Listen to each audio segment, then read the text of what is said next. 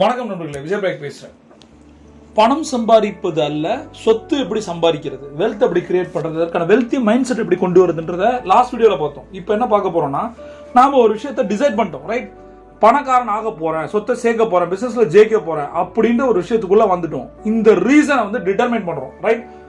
எனக்கு financial success வேணும் அப்படின்னு சொல்றேன். இப்போ நான் உங்கள்கிட்ட ஒரு கேள்வி கேட்கிறேன், எதற்காக உங்களுக்கு ஒரு பினான்சியல் சக்சஸ் வேணும்? ஒய்? இந்த ஒய் ஃபேக்டரை வச்சு தான் உங்கள் வாழ்க்கையோட வெற்றி இருக்கு.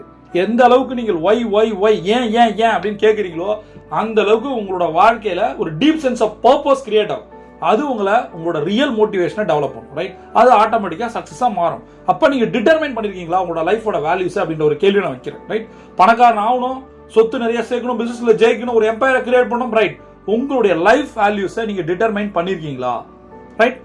இப்ப நிறைய கடன் இருக்கு, ஏன் வந்து கடன் வந்தது அப்படின்ற கேள்விக்கு பதில் என்ன? டஃப் ஆன்சர்ஸ் என்ன? கடன் ஏன் வந்தது, கடன் ஏன் வந்தது நம்ம என்னைக்காவது அனலைஸ் பண்ணிருக்கோமா? எப்படி கடன் அடைக்க போறோம்னு யோசிச்சிருக்கோம்? ஏன் கடன் வந்ததுன்னு யோசிச்சாதானே எப்படி கடன் அடைப்போன்ற விஷயத்துக்கு வர முடியும். சரி, பணம் சம்பாதிக்கணும், எப்படிலாம் சம்பாதிக்க போறோம், அதற்கான 5 விஷயம் என்ன? நிறைய பணம் சம்பாதிக்கல, ஏன், அதுக்கான 5 விஷயம் என்ன?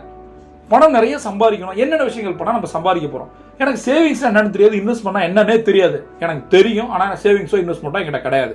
அப்ப சேவிங்ஸ் மெத்தடாலஜிஸ் என்ன? இந்த 5 விஷயத்தை நான் பண்ணா எனக்கு பணம் என்ன சேவிங்ஸ் ஆகும், இந்த 5 விஷயத்தை பண்ணா என்னுடைய பணம் இன்வெஸ்ட்மெண்டா போகும். பெஸ்ட் இன்வெஸ்ட்மெண்ட் எது, பெஸ்ட் சேவிங்ஸ் பிளான் எது?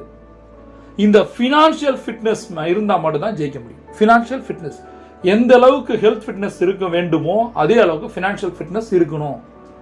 அப்பதான் நம்ம ஒரு பினான்சியல் இண்டிபெண்டா மாற முடியும், ரைட்? யாரையும் டிபெண்ட் பண்ண தேவையில்லை. பிசினஸ் எம்பையரை நம்ம ஒரு ஆளா ஒத்தாளா நின்று விளையாடி ஜெயிக்கலாம், ரைட்? இப்போதுக்கு ஃபர்ஸ்ட் நான் சொல்லியிருக்கிறது என்ன? ஒய் ஃபேக்டர்ஸ் எழுதணும். இது எல்லாமே ஓவராலா நான் சொன்ன எல்லா ஹோம்ஒர்க்கும் இப்போ பண்ணணும், ரைட்? இதை பண்ணும்போது ஒரு எக்ஸாக்ட் பிளான் கிடைக்கும். எது இப்போ நான் சொல்ற விஷயங்களை கேட்டுட்டு அடுத்த வீடியோவுக்கு எதுவுமே ஸ்க்ரோல் பண்ணவே கூடாது. இப்பயே உட்காந்து ஒரு ஹெட்செட் எடுத்து காதில் போட்டு 2-3 தடவை கேட்கணும்.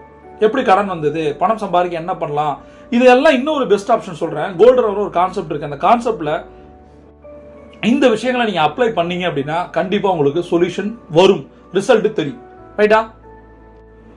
அதாவது உங்களுடைய பிரச்சனைகளுக்கான தீர்வு வானத்திலிருந்து எங்கேயும் கொட்டாது, உங்க மைண்ட்ல தான் வரும். உங்களுடைய பிரச்சனை உங்களுக்கு புரியணும், அந்த பிரச்சனையோட சீரியஸ்னஸ் புரியணும். நிறைய கடன்காரங்களை பார்த்துருக்கேன், நிறைய மோட்டிவேஷன் புக்ஸ், பட் நிறைய லேசியா இருப்பாங்க. அவங்களால காலைல எந்திரிக்க முடியாதுன்னு சொல்லுவாங்க. காலைல எந்திரிக்க முடியாத ஒருத்தனால 99% கடன் அடைக்கவே முடியும்.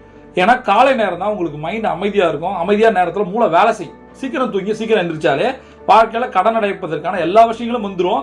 பட் ஒரு கேள்வி இருக்கு, எந்திரிச்சு நான் என்ன பண்ணணும்? அதுக்கு தான் கீழே ஒரு லிங்கை கொடுத்துருக்கேன். அந்த லிங்கை கிளிக் பண்ணி சொன்ன விஷயத்தை பார்த்து செஞ்சீங்கன்னா நீங்கள் 100% கோடீஸ்வரன்.